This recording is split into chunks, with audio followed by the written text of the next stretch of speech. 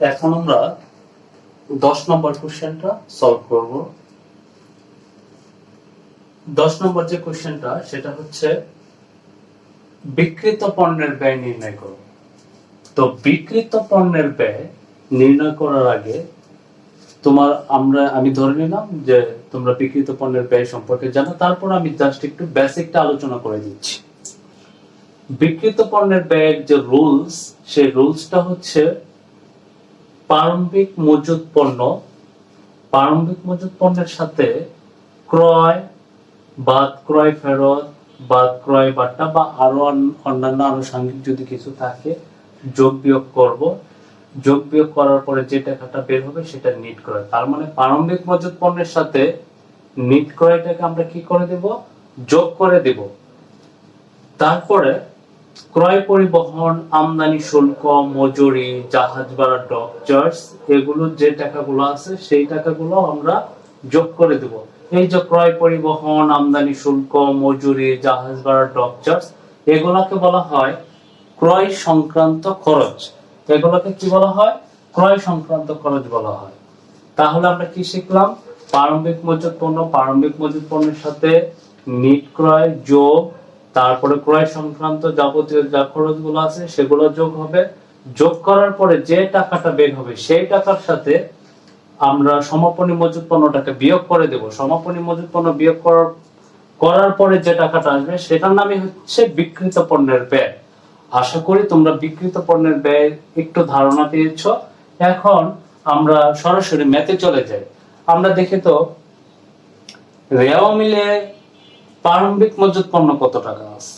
প্রারম্ভিক মজুত পণ্য আছে 55,000 টাকা। তোমরা রেওয়া মিলটা খুব ভালো করে দেখবা। রেওয়া মিলে টাকা আছে কত? আমি এখানেই করে দিচ্ছি। রেওয়া মিলে টাকা আছে কত? 55,000 টাকা। আমি এখানে লিখলাম 55,000 টাকা। তারপরে নিট ক্রয়, আমরা কিন্তু অলরেডি 1 নাম্বার কোশ্চেন যেটা সলভ করেছি নিট ক্রয়, এখানে কিন্তু অলরেডি আমরা এখানে সরাসরি ক্রয়টা একটা আমরা এখানে বসাতে পারি। তা আমাদের আর লেখা নেই, আমরা শুধু দেব নিট ক্রয়। নিট ক্রয় কত টাকা? নিট ক্রয় আমরা 1 নাম্বার কোশ্চেনে পাইছিলাম কত টাকা? আমরা নিট ক্রয় পরিমাণ 1 নাম্বার কোশ্চেনে পাইছিলাম হচ্ছে 1,30,000 টাকা। আমি এখানে সরাসরি 1,30,000 টাকা বসিয়ে দিচ্ছি। দেখো তো এই পর্যন্ত বুঝতে তোমাদের কোনো সমস্যা আছে কিনা? প্রারম্ভিক মজুত পণ্য 55,000 টাকা। আমি আর কোনো কিছু যোগ বিয়োগ করলাম না, কারণ হচ্ছে আমি 1 নম্বর কোশ্চেনে নিট ক্রয়টা পাইছি 1,30,000 টাকা, তার জন্য আমি এটা সরাসরি বসিয়ে দিয়েছি। তারপর আমরা এখন দেখব যে ক্রয় পরিবহন আছে কিনা। যদি ক্রয় পরিবহন থাকে তাহলে আমরা নিব। আমরা দেখলাম যে রেওয়া মিলে আছে পরিবহন আছে 10,000 টাকা। সো আমরা ক্রয় পরিবহন এখানে লিখলাম 10,000 টাকা। আমরা দেখি তো আমদানি শুল্ক আছে কিনা রেওয়া মিলে। হ্যাঁ, আমদানি শুল্ক আছে 35,000 টাকা।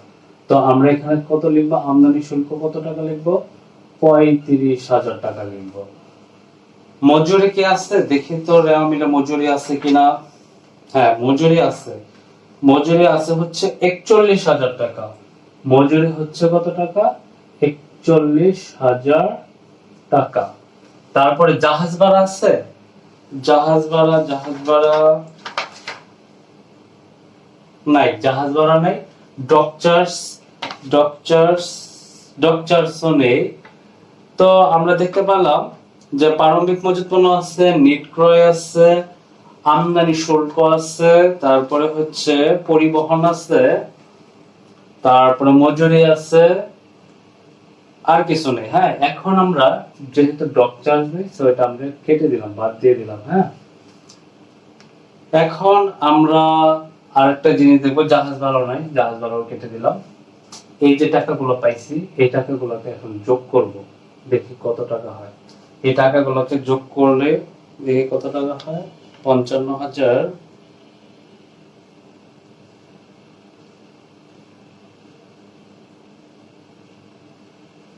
এই সবগুলো টাকা আমরা যদি যোগ করি তাহলে হয় 2,71,000 টাকা। কত টাকা হয়? আমরা এই টাকাটাকে যোগ করে পাইছি 2,71,000 টাকা। এই সবগুলোকে যোগ করলে হয় 2,71,000 টাকা। এই টাকা থেকে আমরা মাইনাস করে মানে বাদ করে দেব সমাপনী মজুত পণ্য। এখন সমাপনী মজুত পণ্য কত টাকা আছে আমরা একটা সমন্বয় দেখি। সমন্বয়ে বলা আছে যে সমাপনী মজুত পণ্য 72,000 টাকা 17,200 টাকা মূল্যায়ন করা হয়েছে।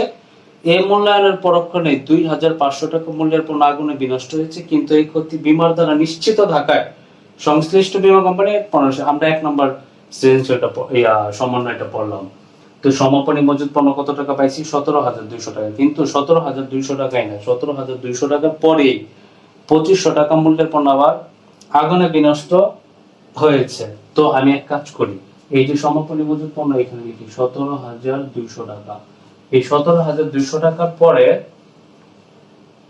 সমাপনী মজুত পণ্য কোনটা আশা করি তোমরা সেটা জানো।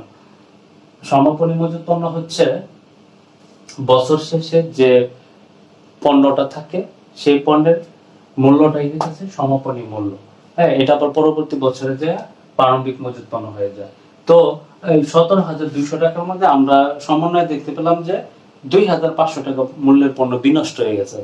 তাহলে 2,500 টাকার পণ্যের মূল্য যদি বিনষ্ট হয়ে যায় তাহলে অবশ্যই এই 2,500 টাকার পণ্য যদি বিনষ্ট হয়ে যায় তাহলে সমাপনী মজুত পণ্য কিন্তু আমাদের 17,200 টাকা না, এখান থেকে আগুনে বিনষ্ট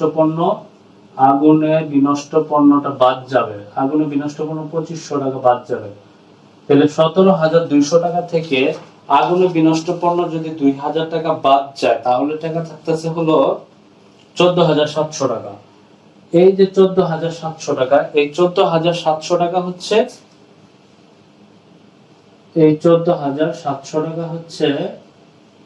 সমাপনী মজুত পণ্য। আমাদের সমাপনী মজুত পণ্য কিন্তু 17,200 টাকা নয়, সমাপনী মজুত পণ্য হচ্ছে 14,700 টাকা। তাহলে আমরা এখন এক কাজ করি, ক্যালকুলেশন করে দিই যে 2,71,000 থেকে 14,700 বিয়োগ 14,700 বিয়োগ করে দিলাম। তো 2,56,300 টাকা, 2,56,300 টাকা হয়। এখন এই 2,56,300 টাকা আমরা কিন্তু এটা বিক্রিত পণ্যের ব্যয় পেয়ে গেলাম, কিন্তু এখানে আগুনে বিনষ্ট পণ্যটা থাকাতে আগুনে বিনষ্ট পণ্যটা আবারও বাদ যাবে। এটা সবসময় খেয়াল রাখবে, এটা না বাদ দিলে কিন্তু অঙ্কটা হবে না। আগুনে বিনষ্ট পণ্য যে ক্ষতিটা, সেই ক্ষতিটা সবার শেষে আবার মাইনাস করে দিতে হবে 2,500 টাকা। 2,500 টাকা মাইনাস করে দেওয়ার পর 2,56,300 টাকা থেকে 2,500 টাকা মাইনাস করার পর থাকতেছে 2,53,800। 2,53,800 টাকা। এই যে এটাই হচ্ছে বিক্রিত পণ্যের ব্যয়, এটাই হচ্ছে বিক্রিত পণ্যের ব্যয়। আশা করি তোমরা বুঝতে পেরেছো বিক্রিত পণ্যের ব্যয়। এখন আমরা যে ম্যাথটা করব, আচ্ছা আমরা একটা মিস্টেক করছি, এটা 11 নম্বর ছিল। হ্যাঁ, আমরা এখন 10 নম্বরটা করব।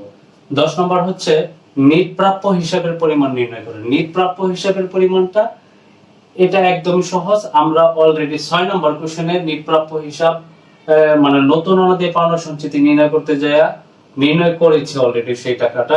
ঠিক এটার মতোই নিট প্রাপ্য হিসাবের পরিমাণ। নিট প্রাপ্য হিসাবের পরিমাণটা কি আমরা কিন্তু 6 নম্বর অঙ্কে অলরেডি এটা করছি, জাস্ট মাইনাস করে না, মাইনাস করে দিলে এখন নিট প্রাপ্য হিসাবটা বের হয়ে যাবে।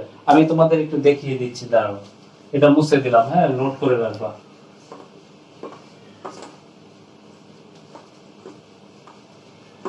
মনে করো যে নিট প্রাপ্য হিসাব, তো আমরা প্রাপ্য হিসাব কি পাইছিলাম, এটা হচ্ছে 10 নম্বর প্রাপ্য হিসাব। প্রাপ্য হিসাব এটা রেওয়া মিলে পাইছিলাম 63,000 টাকা। আবার এটা সমন্বয় একটা কথা বলা ছিল যে 1,000 টাকা নতুন অনাদায়ী পাওনা ছিল সমন্বয়। তাহলে আমরা জানি প্রাপ্য হিসাব থেকে নতুন অনাদায়ী পাওনাটা কি করতে হয়, নতুন অনাদায়ী পাওনাটা মাইনাস করে দিতে হয়। তাহলে 63,000 থেকে 1,000 টাকা মাইনাস করলে 62,000 টাকা থাকে। আবার বলছিল যে অবশিষ্ট প্রাপ্য হিসাবের উপর 10% কুঋণ সঞ্চিতি ধরতে হবে। তাহলে নতুন কুঋণ বা অনাদায়ী পাওনা সঞ্চিতি, নতুন অনাদায়ী পাওনা সঞ্চিতি 6,200 টাকা। ঠিক আছে, এটাকে কি করতে হবে, মাইনাস করে দিতে হবে। তাহলে ৬২,০০০ থেকে ৬,২০০ টাকা যদি আমরা মাইনাস করে দিই তাহলে কত টাকা থাকতেছে, ৫৫,৮০০ টাকা। ৫৫,৮০০ টাকা, এই ৫৫,৮০০ টাকাই হইতেছে নেট প্রাপ্য হিসাব। নেট প্রাপ্য হিসাব এটা আমরা খুব ভালো করে বুঝাইছি, আশা করি তোমরা এটা বুঝতে পারছো। আমরা ৬ নম্বর অঙ্কে জাস্ট এটা বাদ দেই না, নতুন অনাদায়ী পাওনা সঞ্চিত চাইছিল, জাস্ট এই টাকাটা লিখে রাখছে আর এখানে বাদ দিয়ে নেট প্রাপ্য হিসাবটা বের করে দিচ্ছে। এখন আমরা যেটা করব সেটা হচ্ছে মোট চলতি সম্পদের পরিমাণ নির্ণয় করো, মোট চলতি দায়ের পরিমাণ নির্ণয় করো। নেক্সট পার্টে আমরা বাকি অংশ কমপ্লিট করব। Thank you.